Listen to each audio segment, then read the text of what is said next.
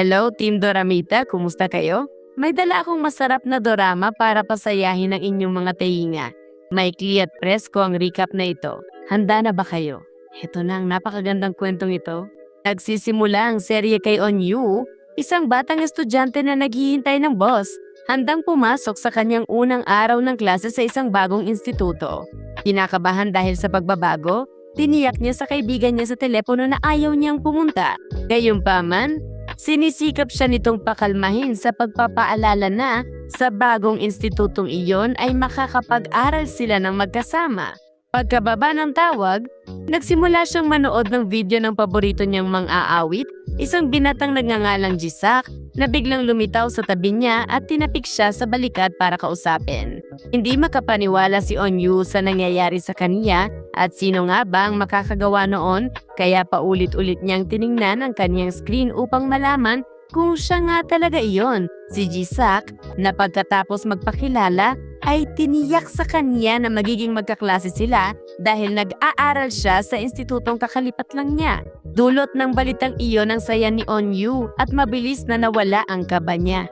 Pagdating sa naturang instituto, nagpadala ng mensahe ang ina ni Onyu na hinihimok siyang makakuha ng magagandang grado at pagkatapos, sa oras ng pagpapakilala sa kanya, tiniyak ng guro na si Jisak ang class delegate at sa makatuwid. Kung may alinlangan siya tungkol sa anuman, maaari niya itong tanungin.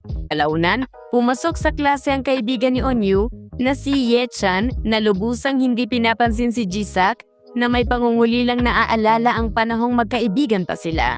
Pagkatapos noon, umupo si Ye-chan sa tabi ni Onyu at inaya siyang kumain ng magkasama. Nang makaalis na sila, nagsimulang magsalita ang isa sa mga kaklase tungkol kay Onyu. Ngunit sinaway siya ng isa pang babae na si So-mang at binalaan siyang ayaw niyang marinig ang boses nito. Nang magkasama na sila, nagsimulang magkumustahan sina Onyu at Ye-chan tungkol sa buhay ng isa't isa matapos ang 3 taon na hindi nakikita at tanging sa telepono lamang nag-uusap. Pagkatapos ay tinanong ni Ye-chan si Onyu kung gusto niya ang instituto at sumagot siya na masaya siyang makikita niya si Jisak araw-araw. Gayunpaman, iniiwasan ni Ye-chan na pag-usapan siya kahit kaunti. Alam na natin kung bakit. Pagbalik sa klase, nagpakilala si Onyu kay So-mang at inalok siya ng candy bilang tanda ng pakikipagkaibigan. Pagkatapos, naglakad siya sa instituto para tingnan ang mga pasilidad at nang makakita siya ng piano, mabilis siyang lumapit para tugtugin iyon. Narinig ni Jisak ang himig, kaya lumapit siya sa kanya kasama sina So-mang at isa sa mga kaibigan nito na si Hae-yun. At matapos siyang purihin sa galing niyang tumugtog ng piano, inalok nila siyang sumali sa isang grupong musikal.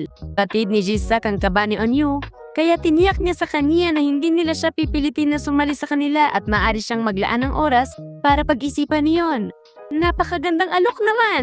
Pagkatapos ay bumalik si Onyu sa klase at matapos makita ang isang poster ng grupong musikal, nagsimula siyang kumbinsihin ng sarili na dapat niyang sundin ang kanyang pangarap habang patuloy siyang hinihikayat ng kanyang mga kaklase na sumali. Kalaunan, nasa bahay si Jisak kasama sina So-mang at Hae-yun at pinag-uusapan nila ang dami ng panonood ng video ng pinakabago nilang kanta. Pagkatapos ay giniit ni Hae-yun na sa pagdagdag ng piano ni Onyu, pwedeng gumanda ng husto ang kalidad ng kanilang musika. Kaya hinihiling niya kay Jisak na kausapin si Ye-chan para subukan itong kumbinsihin si Onyu. Samantala, naalala nito ang masamang relasyon na mayroon siya sa kasalukuyan sa kanyang kaklase. Gustong-gusto kong malaman kung ano ang nangyari roon, hindi ba ikaw rin? Paglaon habang kinakausap ni Onyu si Ye-chan tungkol sa alok na ibinigay sa kaniya, dumating si Jisak upang tanungin kung nakapagdesisyon na ba siya. Gayunpaman, sumagot siya na hindi pa rin siya gaanong kumbinsido. Sa kanilang bahay, binuksan ni Onyu ang isang kahon ng mga alaala ng grupong musikal na tinugtugan niya noon. Ngunit sa sandaling iyon ay lumitaw ang kanyang ina at inudyukan siyang mag-focus sa pag-aaral at isang tabi ang musika. Talagang killjoy! Kinabukasan, nagsimulang asarin ng ilang estudyante si Onyu. Ngunit dumating sina So-mang at Hae-yun para ipagtanggol siya at matapos silang lumabas at mag-usap ng sandali, ipinakita ni Onyu ang kanyang saya dahil mayroon siyang pagkakaibigan nila. Sa kabilang banda, Lumapit si Jisak upang kausapin ng sarili ng si Ye-chan na nag-aatubili dahil sa problemang matagal na nilang dinadala. Naku, sabihin na ninyo kung ano yon. Sa sandaling iyon, dumating si Onyu at umalis kasama si Ye-chan. Inimok niya itong sumali sa grupong musikal kasama niya at pinaalalahanan siya sa harap ng pagtanggi nito kung gaano siya kagaling namang aawit noon pa man. Inagabihan, tuluyan ang nakumbinsi si Onyu at nagsimula siyang bumuo ng musika para sa grupo at kinabukasan ay ipinaalam niya ang desisyon niyang sumali sa ibang mga miyembro na agad ipinagdiwang kasama niya ang kanyang pagsali. Paglaon, kumalat sa buong instituto ang isang video ni Sumang na inuuwi ang tirang pagkain mula sa restoran na pinagtatrabahuhan niya. Kaya nagsimulang mag-isip si Onyu at ang kanyang mga kaibigan ng paraan para matulungan siya. Gayunpaman, nang lapitan nila siya para kausapin, tumanggi siya dahil sa hiya na nararamdaman niya at umalis ng mag-isa at pagkatapos ay nagpalipas ng oras sa pagtatrabaho kasama ang kanyang lola. Hindi sumuko sina Onyu at Haeyeon at isang hapon ay nagpa siyang pumunta sa pwestong pinagtatrabahuhan ng kanyang lola para kausapin siya at nang dumating si Sumang ay pinaalam nila na naipapatanggal na nila ang video at tiniyak sa kanya na hindi siya dapat mahiya. Matapos ang lahat ng iyon, humingi siya ng tawad sa kanyang mga kaibigan dahil sa kanyang asal at sama-sama nilang nabawi ang kanilang mga ngiti. Isang umaga, habang naglilinis si Onyu ng pasilyo ng instituto, nakita niya sa harap niya ang may sala sa pagkalat ng video ni Sumang, kaya nagpasya siyang buhusan ito ng tubig bilang ganti sa harap ng mapanuring tingin ni Jisak na natatawang nasaksihan ang lahat ng nangyari. Pagkatapos, magkasamang nagpractice sina Onyu at Jisak sa piano at nagkita sila matapos ang klase, kung saan ibinigay niya sa pangunahing bida na humanga sa talento niya ang isa sa kanyang mga aklat na pinagsusulatan niya ng mga kanta. Sa bahay, nadiskubre ng kanyang ina ang mga papel na sinusulatan niya ng musika at matapos kunin ang mga iyon, binalaan siya na huwag itapon ang kanyang kinabukasan na nagpaiyak kay Onyu na tumawag kay Ye-chan upang makipagkita sa kanya. Nang magkasama na sila, ikinuwento niya sa kanyang kaibigan ang nangyari, ngunit sinubukan siya nitong asarin at paglaruan na para bang hindi mahalaga ang bagay na iyon.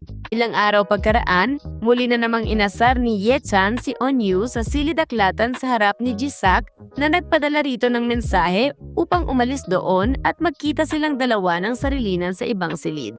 At doon ay ipinaliwanag niya ang aralin na hindi naintindihan ni Onyu at pagkatapos noon, inamin niya na noon ay hindi siya makakanta dahil sa kawalan niya ng kumpiyansa sa sarili na sinagot naman niya na siya ang paborito niyang mang-aawit at hinding-hindi siya dapat sumuko. At wala bang halikan? Mukhang wala pa. Paglaon, magkasama silang lahat na kumakain ng pizza nang biglang umalis ang mga babae at iniwan sina Jisak at Ye-chan na mag-isa. Biglang sinubukan ni Jisak na kausapin siya, ngunit nananatili pa rin itong may pagdududa at sinubukang umalis.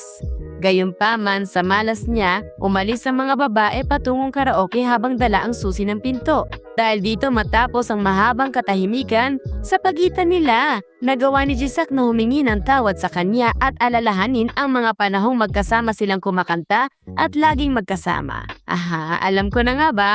Pagkatapos ay pinakita na ang problema sa pagitan nila ay nagmula sa isang hindi pagkakaunawaan ni Ye-chan na inisip na nagpa siya si Jisak na simulan ang solo niyang karera bilang mang-aawit nang hindi siya isinama. Gayong tumanggi pala siya sa alok na musikal na ibinigay sa kanya dahil ayaw ng ahensya na kunin silang dalawa. Kaya sa wakas ay humingi siya ng tawad sa kanya at naibalik nila ang kanilang pagkakaibigan. Makalipas ang ilang oras, nakatanggap ng mensahe ang mga babae mula sa kanilang dalawa kung saan ipinaalam nila ang nangyari. At nang pumunta sila sa lugar para sunduin ang mga ito, nadatnan nilang natutulog na nakasandal ang isa sa isa.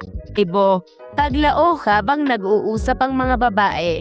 Nainis si Haeyeon sa ugali ni Sumang na sinisita niya dahil iba na raw ang trato nito sa kanya mula nang dumating si Onyu. Dahil dito, kinahapunan ay pumunta si Sumang sa isang parke kasama siya upang subukang pakalmahin siya at ipakita na wala namang nangyari. Gayunpaman, biglang umiyak ng husto si Haeyeon.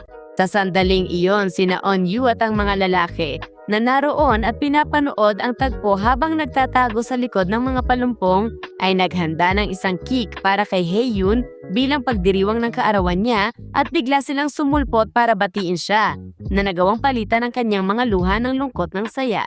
Sa paglipas ng panahon, bumalik si Haeyoon sa dati niyang sarili at lalong lumalim ang relasyon ni Eunwoo at Jisuk. Kasabay nito, sinisikap ng pangunahing bida na pagbutihin ang kanyang kakayahan sa piano para sa isang pagtatanghal.